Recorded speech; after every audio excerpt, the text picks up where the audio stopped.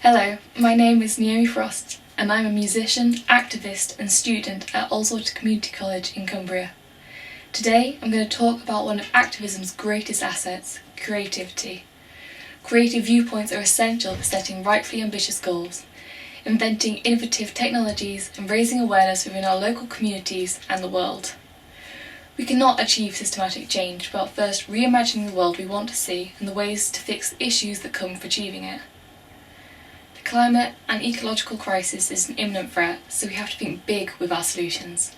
To have no ideas is a very bad idea. Even if you feel your ideas seem silly or difficult to achieve, voice them.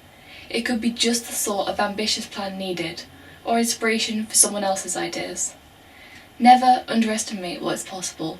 It's often the boldest ideas that catch the most attention and become successful in achieving their goal, as they stand out from the sensible ones. An example of this is an action my Eco Council took last year when we got all the students to come to school dressed in green, bringing £1 for charity and spell out No Planet B in giant letters on the school field, holding homemade banners, which we filmed using an air drone. We raised a total of £1,200 for Friends of the Earth, while spreading awareness to students, staff and the community. There are many ways to come up with your own creative ideas. Be inspired by watching videos of others' actions, brainstorm with others, and envisage an action and the alternative scenarios it could involve. It's helpful to keep your options open. I find that listening to different genres of music while planning can often help spark ideas too, as it creates different moods.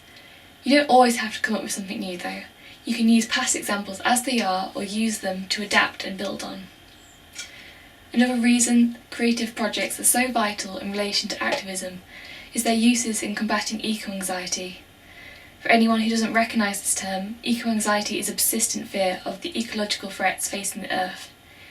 It's a justified reaction to the growing awareness of problems resulting from climate change and other global threats. Creativity often plays a big role in direct action and raising awareness, as it makes actions more media-worthy. Though still accessible, as everyday creative forms can be adapted for the purpose of activism. For example, I've started writing songs on the topic of the climate crisis because it's an issue I care deeply about, and I hope to share this passion for innovating positive change through my lyrics. This is an excerpt from my song inspired by one of Greta Thunberg's famous speeches. We can't wait another 10 years to grow up and start facing our fears. World leaders leave climate to look so they need us, 'cause we've got the guts to do what needs to be done, or we'll burn like the sun.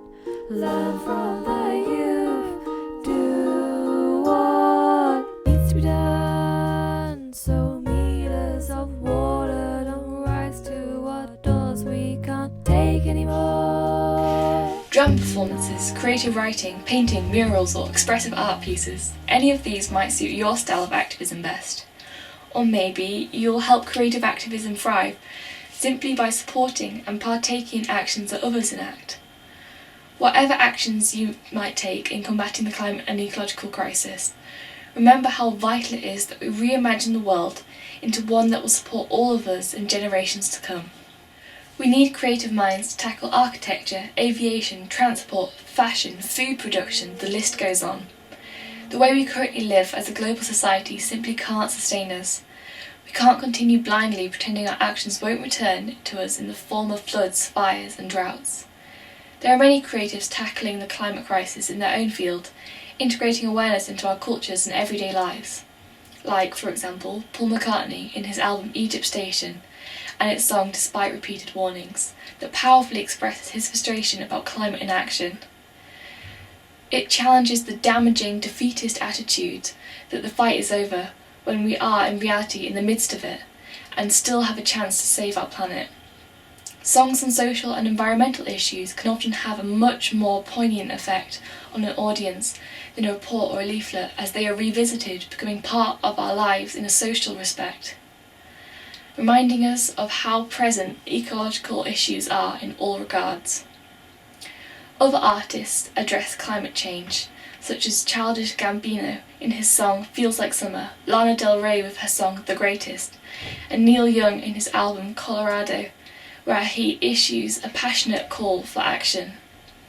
One example is his song Green is Blue, a mournful ballad about how much time we have wasted since we first learned of global warming.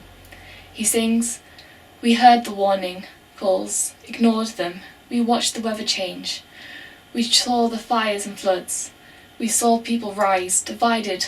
We fought each other, while we lost our coveted prize." Visual artists such as Agnes Deans and Edward Berdinsky illustrate eco-issues in mediums like photography, painting, print and sculpture. When Agnes Deans was once asked whether her concerns about the environment had changed since the 1960s and 70s, she responded, "No, it's just some of the things that I talked about 40 years ago have become reality." Scientists, artists and many others have been alerting us of global warming for decades. Yet even when their warnings have become reality, people in power still refuse to act. However, when action is achieved, it's often through creative means and people power. We can achieve so much if we value creativity and our own power that is often greater than we realise. While creativity in art and literature can influence, we also need creativity in science and technology, thinking outside the box, finding ways to live sustainably with full appreciation of how our world supports us and how we can do the same in return. Boyan Slat, inventor, entrepreneur and CEO of the Ocean Cleanup, is a prime example of someone using their expertise and innovative thinking to solve problems. In 2011, aged 16, he came across more plastic than fish while driving in Greece and decided to devote a high school project for deeper investigation into ocean plastic pollution and why so many people considered it impossible to clean up. Later, he came up with the idea to build a passive system, using circulating ocean currents to his advantage, which he presented at a TEDx talk in 2012, and went on to found the not-for-profit company, the Ocean Cleanup, in the following year. Our world can only look to the future and be changed if we truly value creativity, its capabilities in enacting activism, rethinking broken systems, and showing us what's possible. Thanks for listening.